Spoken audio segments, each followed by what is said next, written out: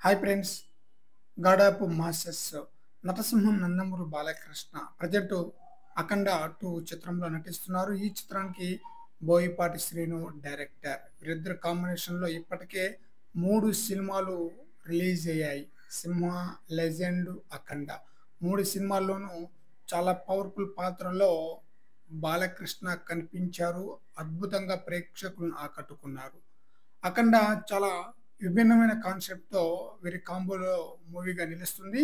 ఫ్యాన్స్‌కి మాత్రమే కాకుండా అన్ని వర్గాల ప్రేక్షకులు సైతం 'అఖండ' సినిమా మెప్పించింది. అందుకే విడుదలైన సమయంలో దర్శకుడు బోయపాటి శ్రీను సీక్వెల్‌పై ఇంట్రెస్ట్‌నైతే కనబరిచారనమాట. అదే సమయంలో బాలకృష్ణ కూడా సీక్వెల్‌కి గ్రీన్ సిగ్నల్ ఇచ్చేశారు. 'అఖండ 2' సినిమా యొక్క షూటింగ్ కార్యక్రమాలు ముగింపు దశకు చేరుకుంది.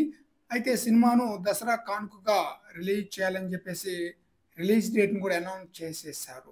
కానీ ఇప్పుడు మేకర్స్ వీఎఫ్ఎక్స్ వర్క్‌కి సమయం ఎక్కువ పడుతున్న కారణంగా విడుదలను వాయిదా వేయాలని భావిస్తున్నట్లుగా తెలుస్తుంది. దసరా నుంచి సినిమాను క్రిస్మస్ బరిలోకి దించాలని భావిస్తున్నారట. ఫస్ట్‌లో ఈ చిత్రాన్ని 2026 సంక్రాంతికి రిలీజ్ చేయాలని చెప్పేసి భావించారనమాట. అయినా సరే సెప్టెంబర్‌లో రిలీజ్ చేస్తామని అనౌన్స్ కూడా ఇచ్చేశారు.